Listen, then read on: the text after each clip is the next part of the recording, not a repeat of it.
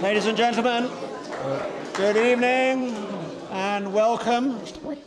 Thank you so much for coming in such numbers. This has been a sellout event. I would like to welcome very warmly Lavender and Chris. If I was to give a proper introduction to Lord Patten of Barnes, I'd be speaking for at least as long as he will be tonight. Graduate of Oxford University, Secretary of State for the Environment, Chairman of the Conservative Party, last Governor of Hong Kong, European Commissioner, Chair of the BBC, an author who has written some marvellous books. What else, Chris? Quite a few other things. But I really know Chris from his time as Chancellor of Oxford University, from which he has just demitted.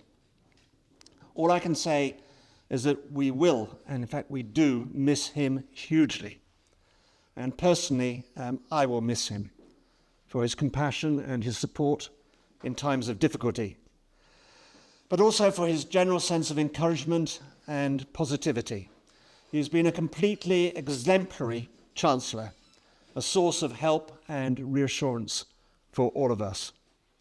But importantly, he did so much to draw a red line around the subject of free speech, about which he believes passionately. Chris, thank you so much for finding time to come and give the annual Evelyn Wrench lecture, in this case about free speech. I was recently reading an amusing passage in Evelyn Wrench's memoirs about a person called Pussyfoot Johnson. Now, Pussyfoot Johnson was a leading American temperance campaigner who started off with Kansas, turned that dry, and then moved across the States. And for some ill-advised reason, Evelyn Wrench rather admired him, and when he came to London, foolishly arranged a public meeting for Pussyfoot Johnson to address. And it happened on the 13th of November 1919, amidst a highly critical audience, whipped up by the right-wing press and the monstrous individual Horatio Bottomley. And the basic message was that an interfering Yank had come to Britain to make it dry. So the meeting was invaded by students shouting, "Pussyfoot, Pussyfoot," waits on the slide to turn on the tap till the barrel runs dry. They burst into the room. They threw bags of flour over him, shouting, "Pussyfoot, Pussyfoot, we want Pussyfoot." And what won the war? Beer. Pussyfoot was seized by the students, engaged with them in a fist fight, was carried off in triumph to the yard of King's College, London, and during the course of a fracas, sadly, he lost an eye, rather diffusing the humorous aspect of the affair.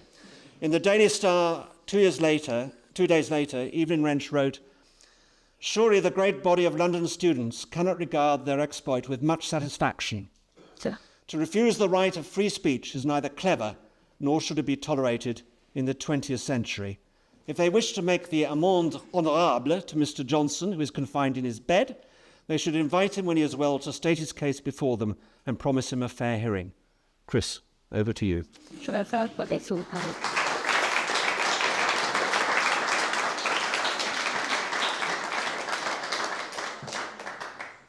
Miles, thank you very much indeed for those kind remarks. I guess the Johnson we all know best from his recent years, nobody would describe as Pussyfoot.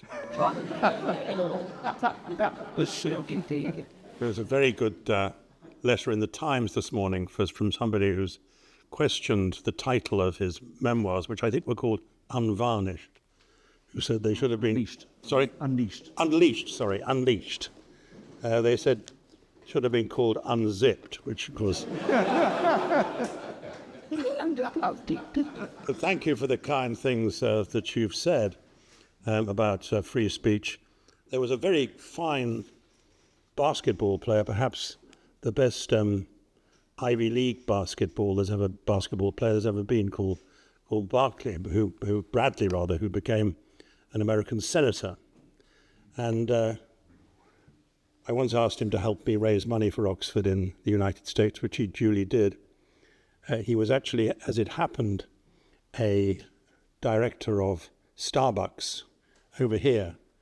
And when the Starbucks board came over for a dinner, he asked me if I would go and speak to them, which of course I felt obliged to do. And he began his speech by saying, Chris, you're very much in favour of free speech. Well, this is a free speech, he said. One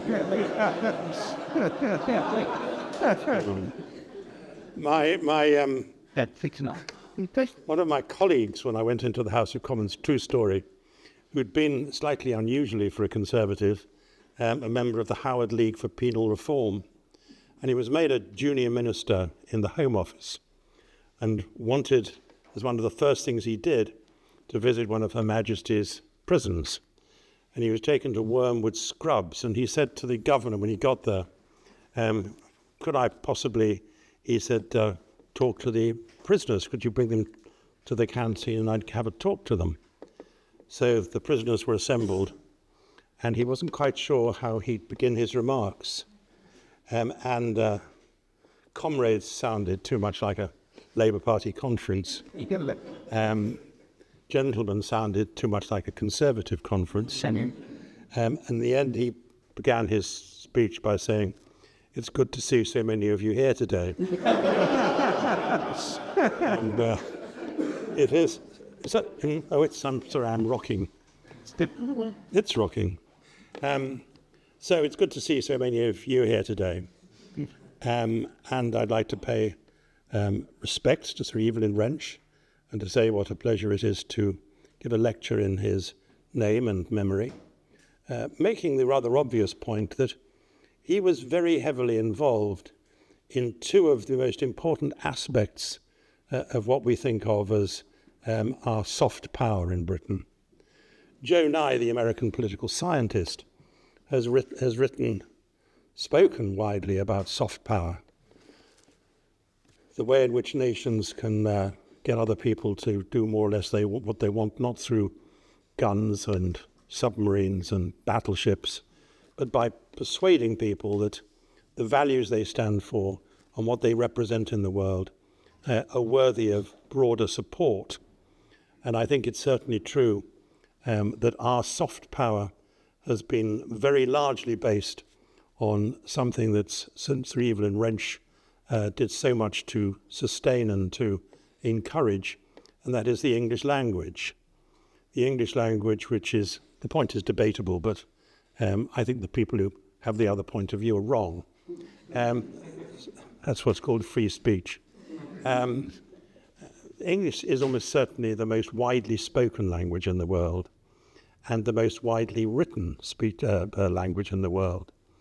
And it's been a great advantage for us that our views, the values we share as an open society, and the values which we want other people, which we encourage other people to follow, written about in English, which has a remarkable fit with the things we believe in as Democrats, of people who believe in liberal democracy, and at the heart of liberal democracy, free speech.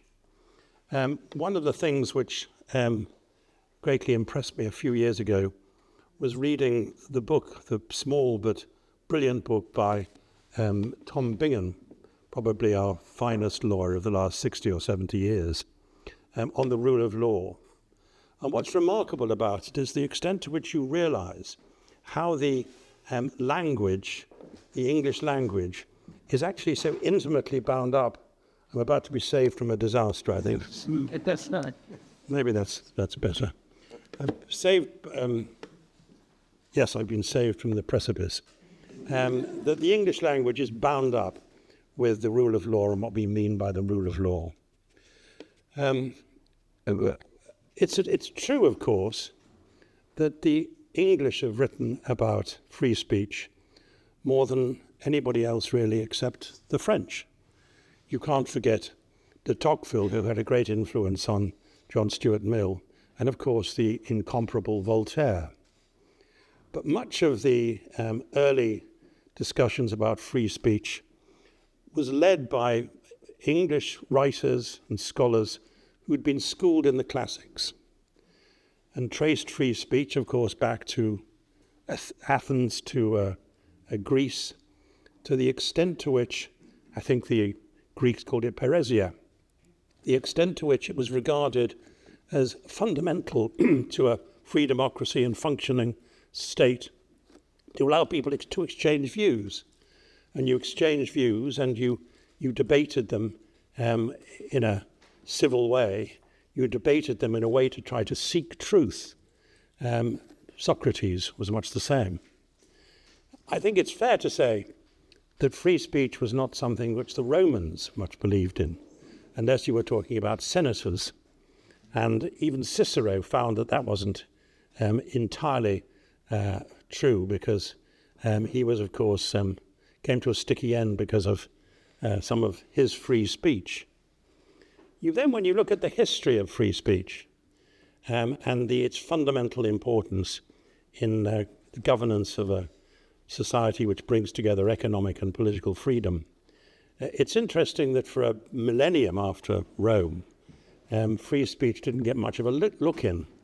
That was partly because of the way in which societies were governed, and it was partly, of course, because of the Catholic Church. The Vatican didn't much care for people disagreeing with what it said, as Galileo discovered, to the cost of science. What I think started to open things up was, not very surprisingly, the printing press and Gutenberg, which undoubtedly, because it meant more copies of the Bible being produced, undoubtedly was one of the main sources of the Protestant Reformation. And I think the printing press helped to sustain and increase free speech in the 15th, 16th, 17th centuries. Unfortunately, governments didn't much care for pamphlets and books being published which disagreed with what the government was saying. And there is, of course, a wonderful polemic about that written by John Milton, Areopagitica, which is, I think, not very widely read these days, partly perhaps because of what it's called. But it's Milton made the point that for him, the ability to think what you wanted, to utter what you wanted, to write and discuss what you wanted, was the most important of all freedoms. And that was a position which I think much influenced our parliamentary democracy in its early years, both with people saying the things that the king might not like, and insisting on reporting what was actually said in Parliament, despite the embarrassment which it often caused other people. John Stuart Mill, I suppose, is most famous for his views on free speech, taking a lot of his views from de Tocqueville, and of course representing the arguments for free speech, which Voltaire put probably more vigorously than John Stuart Mill. But after John Stuart Mill, I think it's fair to say it was parliamentary democracy in this country and the development of Parliament, which was the main way in which free speech was sustained. And that takes us forward, I suppose, to the 20th century, to the way in which totalitarianism, whether Nazism or communism, wanted to stamp out free speech because people weren't expected to criticize the Nazi view of the world, let alone to criticize Leninism in Moscow. So we saw, by the Second World War, we saw the extent to which it was recognized, I think, in the open democracies in the West, that free speech was one of the things we really had to insist on in creating the world order after a war which had led to 80 million deaths. And the person who did that most explicitly was Roosevelt, who in a State of the Union speech in 1941 set out what he thought were the four freedoms which should underpin the world order in the years after the Second World War. And the first of those freedoms which he asserted was freedom of speech. When you look at the years after the Second World War, it's extraordinary the extent to which that speech and what Eleanor Roosevelt said afterwards about free speech and human values, it's interesting the extent to which that really underpinned the Atlantic Charter. I'm going to do everybody some damage with this. Underpinned the Atlantic Charter and underpinned as well the development of the UN and UN organizations. I promise it's not me. But it wasn't easy, because first of all we had the Cold War years with communism in Moscow and Stalin's Russia's European empire, the Warsaw Pact countries, and it wasn't easy in China. China, the other great totalitarian power. China had represented in the 1820s about 31% of the global GDP. By Mao's time, by Mao's death in 1976, it represented about 3%. There were economic consequences of what had happened with Leninism in China. Things seemed to get better rather dramatically in the 1960s, 70s, 80s, and we became, I think, rather hubristic about it and complacent about it. We saw the collapse of Russia's European empire. We saw the tearing down of the Berlin Wall. And in China, we saw after Mao, Deng Xiaoping and Jiang Zemin and others embracing the global economy with some consequences for civil society, greater freedom to debate, even freedom of newspapers to criticize the corrupt officials in too many Chinese provinces. And that, I think, did create a surge of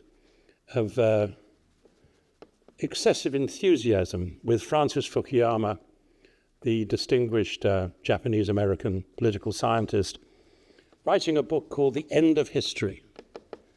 He looked at these events and argued that what had happened was that the case for economic and political freedom, the case for free speech, had won the day, and nobody would argue about these things anymore. Well, it wasn't quite so easy. We saw Gorbachev and Perestroika in Russia, undermined by the KGB and the sort of KGB kleptocracy which Putin has represented. And we saw in China, after some years in which things seemed to be getting better, the arrival of Xi Jinping in office at a time when there was a general sense that the Chinese were starting to lose control of everything in society, and at a time when Xi Jinping believed and ordered the cadres to do this, that there should be an intense struggle against all the aspects of society which we would regard as signs of freedom. And the top of the list was freedom of speech. Now, that's the world we have today. But free speech has not been buried, and some of the reasons why it won't be are manifest all around us. First of all, free speech societies are more likely to see properly debated the mistakes that governments make and to root out corruption. And secondly, free speech societies are more comfortable to live with. One example of that is the coronavirus. When the coronavirus first emerged in Wuhan in 2019, 2020, the Chinese government insisted, Chinese Communist Party insisted that it was not transmissible and entirely preventable. And on that basis, they went to Australia and made that point, for example, at the same time as they were buying hand-over-fist PPE equipment. And all the research that has been done most recently suggests that this was a virus which actually started in a disease center in Wuhan. There's a very good book on the subject by Matt Ridley, which is worth looking at.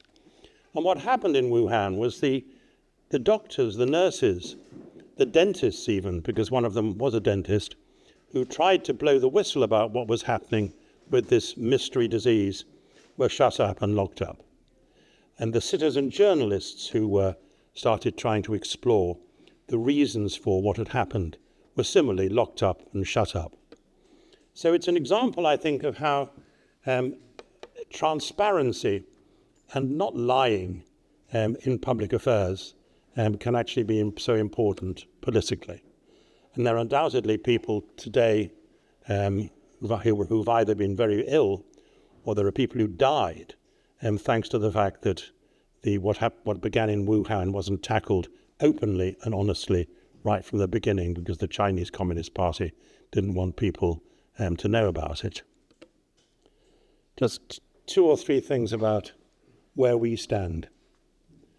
We live now in a much more interconnected world than ever, with more telephones than human beings, and with more than about half the world's population able to have access to the internet.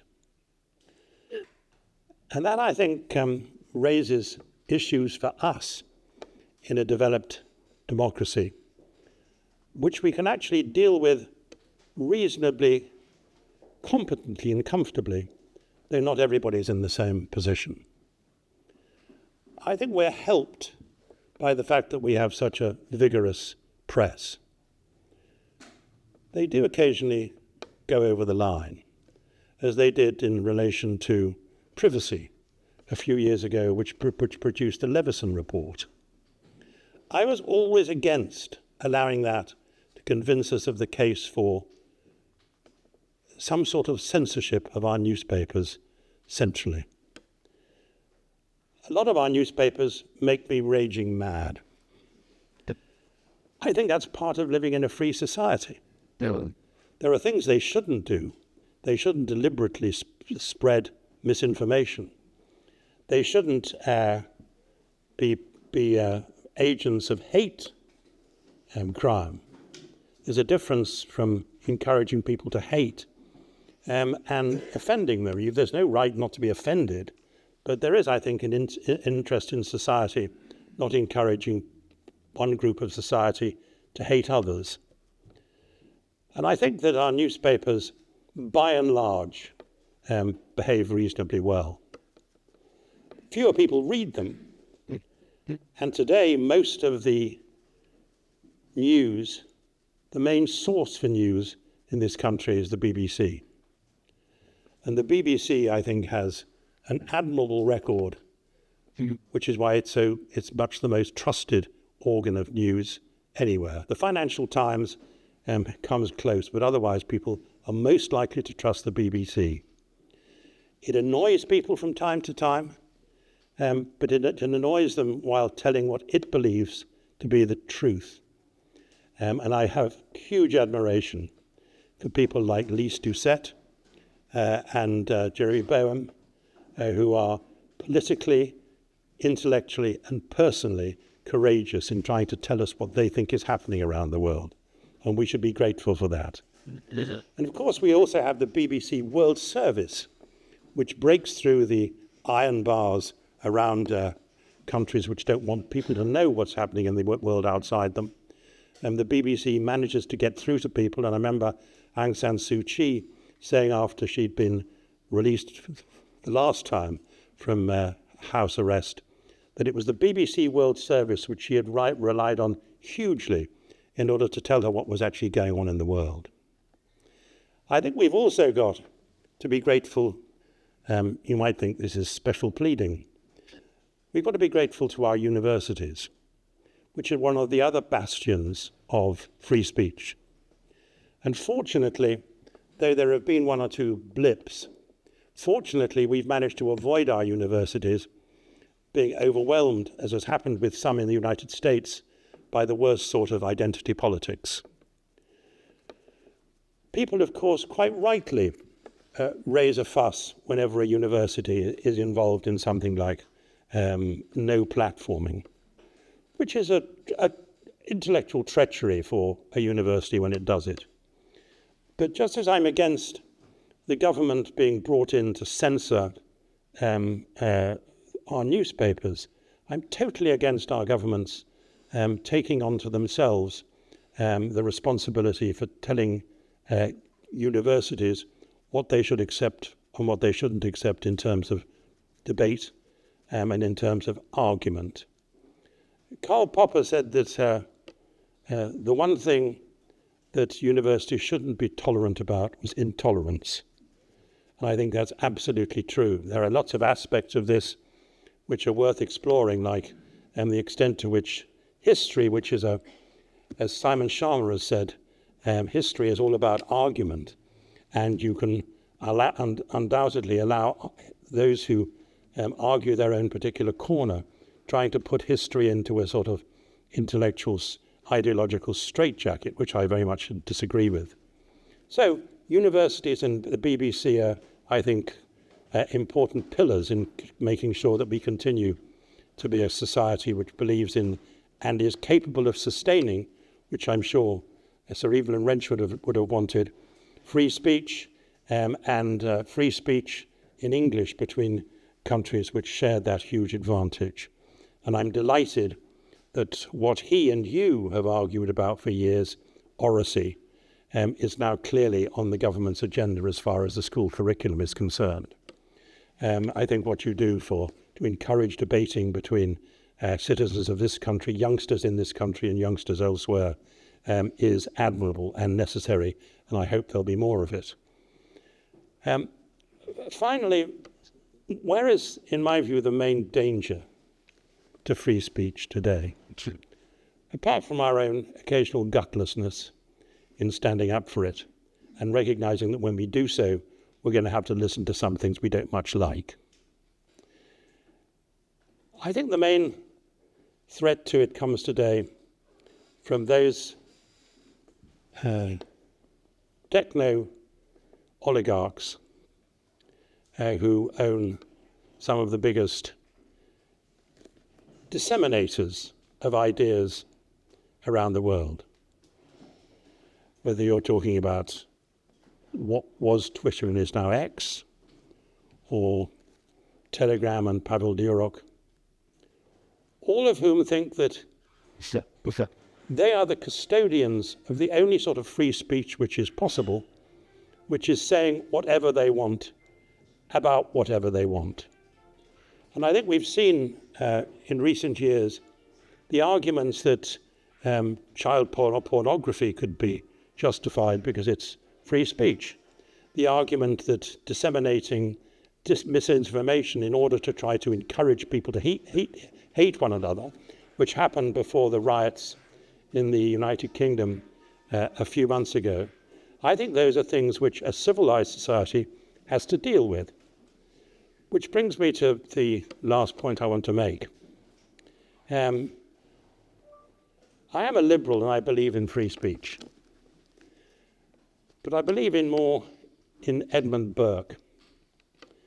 And Burke said, after his experience dealing with some of the consequences of the French Revolution, Burke said, liberty must be limited in order to be possessed. And for me, the real argument for us is where we put in the guardrails around free speech and around these high-tech companies, where we can put in the guardrails without actually finding ourselves on a slippery slope to finish or undermine free speech as a whole. So, as has so often been the case, I rest my case on Edmund Burke. There are ways in which we can deal with dissemination of hate speech, the deliberate dissemination of false information, The Germans do it very well in relation to hate speech for obvious reasons. We could also do it, I think, perfectly well in terms of insisting that the proprietors and managers of these techno sources of information have in place themselves their guardrails, which happened with Twitter. Twitter had guardrails to try to stop the dissemination of things which were evil. The guardrails were removed when Mr. Musk took it over and began his proprietorship of X, preparatory, I suppose, trying to help Mr. Trump in the next election. So, free speech. Absolutely yes, with a very slight small but. The recognition that it can be an agent for harm, even though it's usually one of the biggest agents for good. And I hope that we recognize that if we tried to stop or close those newspapers or those sources of information just because they said things we don't like, whether from the Daily Mail or the Guardian, for example, I hope we recognize that would, one of the ways in which we would destroy the free society in which it's such a privilege to live. Thanks very much. Thank you.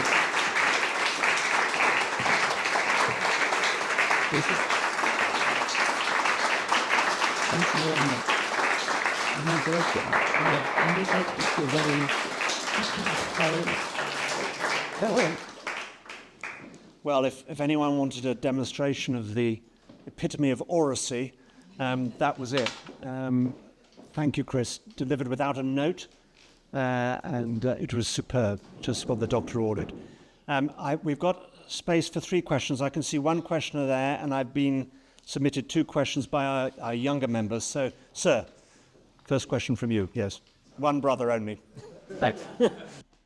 Thank you for all that on free speech. Excellent points. And across the whole of East Asia, where I spent 35 years, all the countries, it's the same, where young people are trained at school not to put their hands up and ask questions. Now, I'd be interested in your views on the critical need to get better and clearer messages out across the world that the UK is open and welcoming to investors, students and tourists.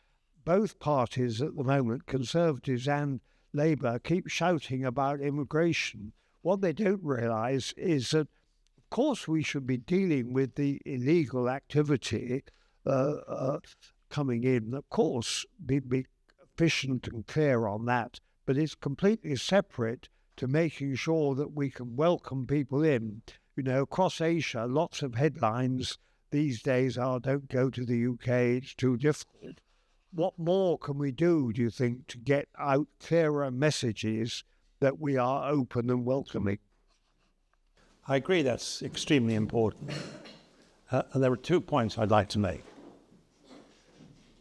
The first is that in most societies, there is constantly an argument between those who want things to be as comfortable as they have been, to understand their own community, to be able to work in the job they've always worked in, to be able to live in a neighbourhood where there are still pubs, to live in a neighbourhood which isn't full of shops selling things they'll never want to cook or eat. And I think it's extremely important to recognise that that is a sentiment which is hostile to much of what globalization has been.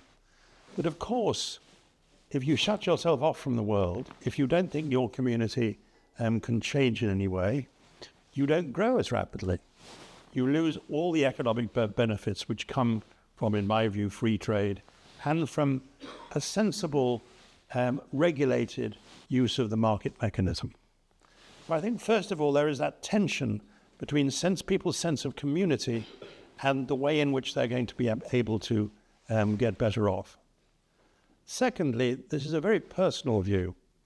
I'm a passionate believer in a sensible labour market policy for this country. And I'm a passionate believer in identity cards. I don't know what the moral argument is, or the libertarian argument against identity cards. Everybody in this room, I'm sure, with a wallet will find it's packed with cards for this and all that. And it's not just a middle class thing. Bus passes, the sort of documentation you need eventually to claim benefits. And the best way of being able to control immigration, legal immigration, to the sort of size that we can sustain and is good for us, is first of all by having a labour market policy in which we make sure that we're training and educating people that we need in particular sectors. And the present system of financing higher education and further education doesn't really comprehend that.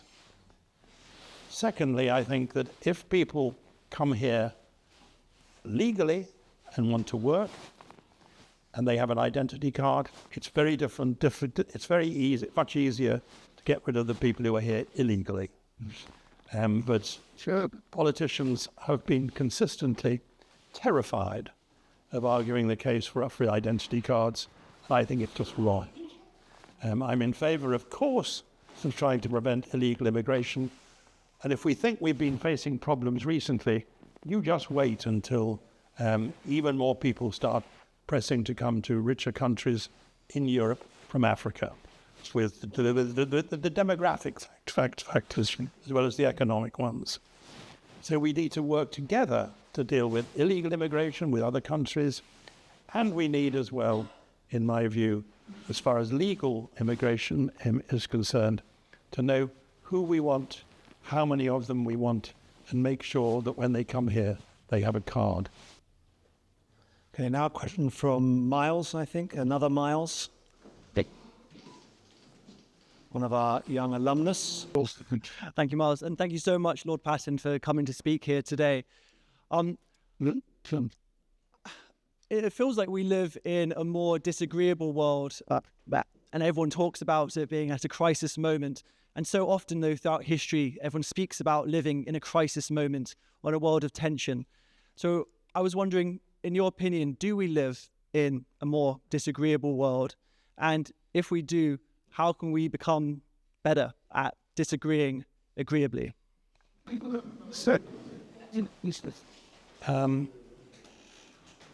One of my favourite books, which I hadn't read shamefully until the last few years, is by an Austrian Jewish intellectual called Stefan Zweig. And Stefan Zweig had grown up in Vienna in the early years of the last century. And he was one of the great European intellectuals, translator, dramatist, novelist, and essayist. And gradually, this Jewish intellectual feels in the 20s and 30s the first cold blasts of fascism. And he and his wife start to worry about what is happening to Europe, because they've always regarded Europe as being the absolute peak of civilization, which to some extent was a defensible position. They're also worried about their own safety. And Zweig and his wife, first of all, emigrate to Britain, then to America, and then they go to Brazil. And he writes this book, The World of Yesterday, in which he sets out what he has believed European civilization to be. And he sets out why and how that's being threatened. And he sends the book off to the publishers, and the following day, he and his wife commit suicide. And he wrote that book of despair about things that he thought were the best example of civilization, even before the 1C conference in 1942, had started to plan the murder of 6 million Jews. He hadn't killed himself and his wife, and had come back in 1946, 48, 50, 60, he wouldn't have believed how the Europe which he feared was being destroyed had sprung back into life. Why did that happen? Because people had values which they stood up for, and because ordinary people made a difference. I get really cross when people say, "Oh, I'm not interested in politics." Well, I can't imagine anybody getting into politics. I can see some of that sentiment. But in our own ways, we have to get involved if we're going to make things better. Not necessarily in politics, but in NGOs and in other ways. We really do have to make things better ourselves, because it's not just going to happen through some process of some osmotic process or through some aspect of intellectual change. So I think the first thing to say to your answer is we can make a difference. We've got to believe in that. And if I may say the sort of thing which is easier for elderly former politicians to say, we need some rather better political leadership in doing it. They've just been here, elsewhere as well. It's very difficult looking around the world, looking around the Western democracies. It's very difficult to see the sort of politicians that you'd want to pick up your sack and march behind. And that's quite new. Even politicians that we thought were far from perfect still were able to do that. And I think we do need to recognize that it's very relevant to what's happening in the Ukraine and very relevant, I think, to what's happening in the Middle East. That, of course, as Adlai Stevenson said, it's imperative that people who live in a free society should be prepared to fight for their values. But it's even more important to live up to your values. And I think that's the challenge which we have in open democracies now. Of course we can do it, but we don't think we can do it by leaving it to other people. Molly, Molly has a question. Yeah. I just wanted to start by thanking you for giving such a wonderful lecture. It's been really interesting to listen to. I think this question comes from a lot of the young members who have been involved in the ESU's public speaking competitions. But I'm just so curious to know of a time where your public speaking has helped you solve some form of conflict. Well, when I became a member of Parliament, a small group of us, one or two of whom are still alive, took the view, very much encouraged by the Welsh speaker of the time, who was very keen to help young members. He was slightly surprised, a sort of rather camp Welshman, George Thomas, but he was absolutely terrific in encouraging you.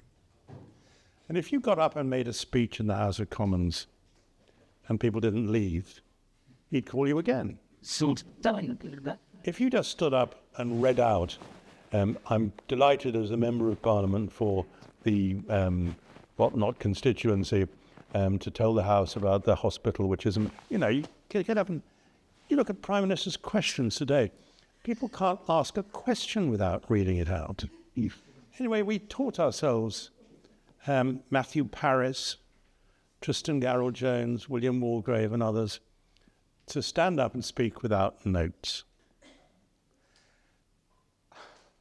And I remember when I was having to defend some ghastly aspect of the poll tax, the Labour front bench, Jeff Rooker, who was one of the Labour front benchers, turned to Brian Gould, who was the Secretary of Shadow Secretary of State, and said, he hasn't got any notes. Where are his notes? And to teach yourself to speak reasonably well, you don't have to speak like Gladstone. You manage to go on for hours without a text.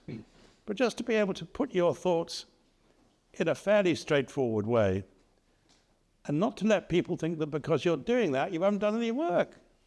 It takes a great deal more work to actually think what you want to say than to simply tap it out on the keys or write it, which, anyway, no point in my doing that because my writing is so indecipherable. So I do think oracy is incredibly important. And now I'll say something which I couldn't say, certainly in public, when I was Chancellor. I do a lot of speaking at independent schools and at state schools. And one of the difference between the two is oracy. One of the differences is the confidence which some kids have in answering a question. All the obvious things, looking at you in the eye, and being prepared to have a conversation, having a point of view about what you've talked to them about. All those things are much more evident, I have found, maybe I've been unlucky, in talking to kids from state schools and independent schools. And that cannot be right. It cannot be something which we're satisfied about. No. And I think that what you do with oracy, what you do with encouraging debate, and what you seem to be convincing at least some close to Sir Keir Starmer and the Secretary of State for Education to take more account of, what you're doing with oracy is incredibly important. Mm. The Greeks would have been very surprised to discover that it wasn't thought to be an important part of an education. Of course it is. But if you go into a sixth form, I'm doing this on Thursday this week, and ask them what their favourite television programme is, and people sort of look down and aren't prepared to connect with you. I think one of the best examples of how, with sensitivity, this issue could be tackled even on a broader level. My favourite television programme. It's Freddie Flintoff, Field of Dreams.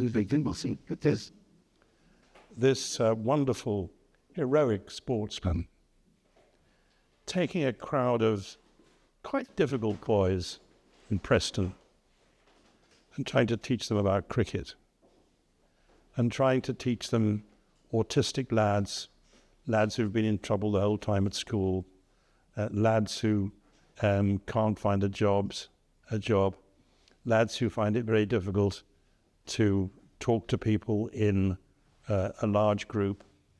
The extraordinarily courteous, sensitive way he deals with them, with an arm around their shoulder, and you think to yourself, God, if we had 50 people around the country like that, we'd be a much happier society. I really do think it matters. I've talked quite a few times to boys and children from an organisation called Black Boys Can. And the truth is, at Oxford, when you look at the kids from disadvantaged backgrounds who are trying to come on one of our courses to help them prepare for getting into Oxford, when you talk to them and you look around the room, you see lots of Asian girls, you see quite a few Asian boys, you see quite a few mixed race kids, you see a few black girls, and you hardly see any black boys, and you see even fewer white boys. And I think the way in which I sympathise with people who have to do this awfully difficult job of teaching. I do worry about whether we're leaving behind a sort of lumpen proletariat, which we're not actually too bothered about, provided we can go on talking about what taxes to cut. I think it's a real problem for this country. Quite surprisingly, given what people assume she's like, the best speech I've heard from a Prime Minister on the steps of Number 10 was Theresa May, after she'd just been asked by the late Queen to form a government. And she said, though she wasn't able to do very much about it because she was overwhelmed by Brexit, thank you, Boris, she said that she hopefully would realise that there were some burning grievances, some burning problems in our country which we had to deal with. The fact that if you're from a working class home, you're likely to live 9 years less than somebody from a better off home. The fact that there's not a very good chance of you being a white boy or any sort of boy from a working class background, you're not as likely to get into a good university. If you're a black boy, you're likely to suffer discrimination from our police and from our judicial system right through your life. The fact that women still have too low a glass ceiling. The fact that when you look at all our professions, it's extremely difficult to find any profession which has people at the top of it who've been to state schools. Absolutely, almost impossible to find. And I think those, sorry I'm going on, I think those are issues that we should be able, as a decent society, to focus on changing. So don't necessarily think we can do anything about Mr. Putin or Mr. Netanyahu or the leaders of Hamas, if there are any left. But what we can do, what we really can do, is something about the injustices in our own society. And I think that that would be what Adlai Stevenson meant about living up to your values. Thank you, Chris. I think the time has come. Well, thank